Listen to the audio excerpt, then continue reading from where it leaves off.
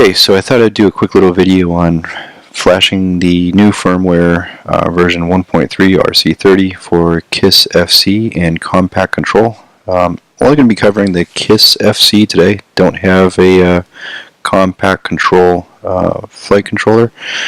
So as you can see here, I'm on the KISS Flyduino website. I'm going to go to Downloads. And scroll down until you see the bundled software. Here you're going to see bundled firmware version 1.3RC30 for KISS FC and CC. Click on that. And it'll open up this page.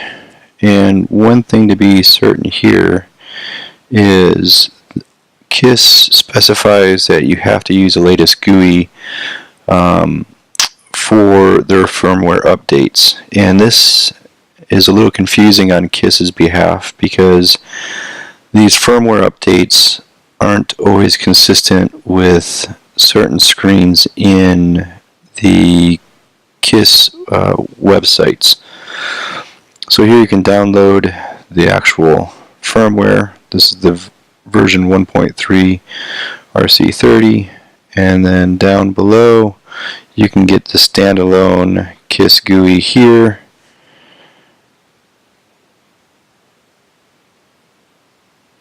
And you can pick which OS you're using. So here since I'm using a Mac, go ahead and use the Mac version of the software. So everything's downloading.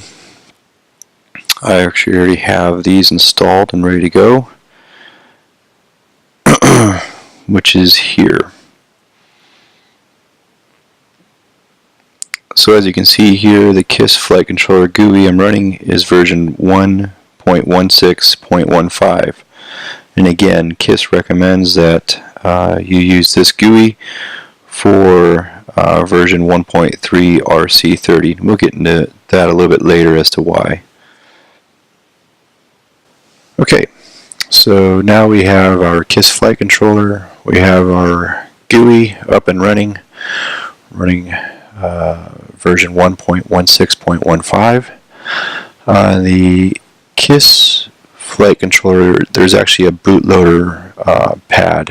I'll try to show this here. It's this little button right here. So when we plug in the USB cable to the flight controller, we're going to hold that button down. It's easy enough to do with your finger. Hold the button down, plug in, and keep holding it down. Here you're going to see two options. This is new in the latest GUIs. Previous ones you had to download it from the KISS website, Flyduino, but now you can actually select the version from here. Since we already have ours downloaded, we're going to select local firmware.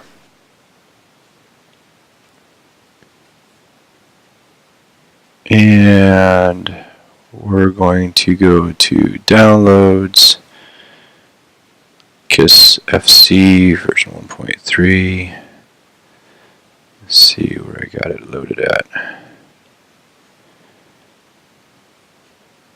So here we go, KISS FC 1.3RC3. We're going to pick the hex file, say Open.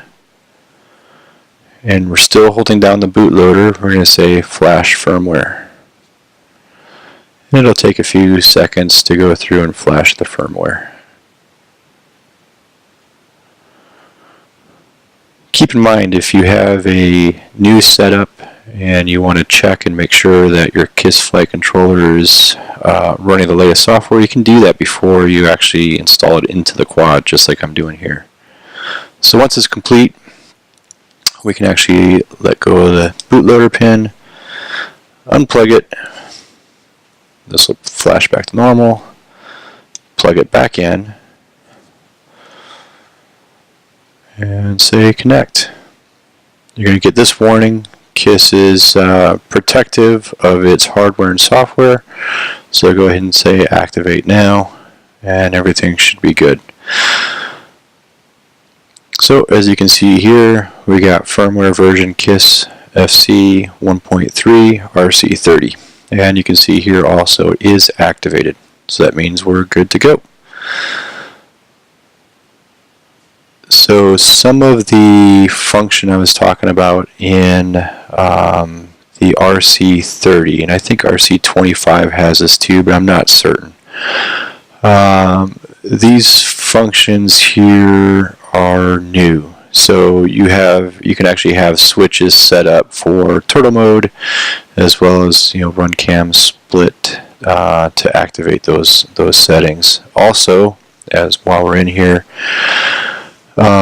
you do have adaptive filters now. I can vouch for these. These work really well, and depending on what ESCs you're using, on my KISS rigs, I'm using the KISS 24 amp ESCs. You can emulate the buzzer with the motors, and it works, like I said, very well. One thing to be careful of, if you're using adaptive filters, your loop time must be set to 1 kilohertz. Not sure what will happen if you don't do that, but not willing to try. Quad fly is good, but just keep that in mind.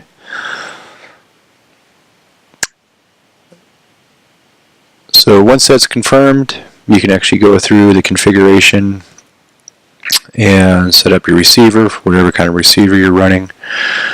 Any kind of presets, you can go through all these functions and set them up to your liking. If you have any other questions, leave them in the comments, but I want to try to do a quick video just to show how to flash the firmware. Thanks, and I hope this was helpful.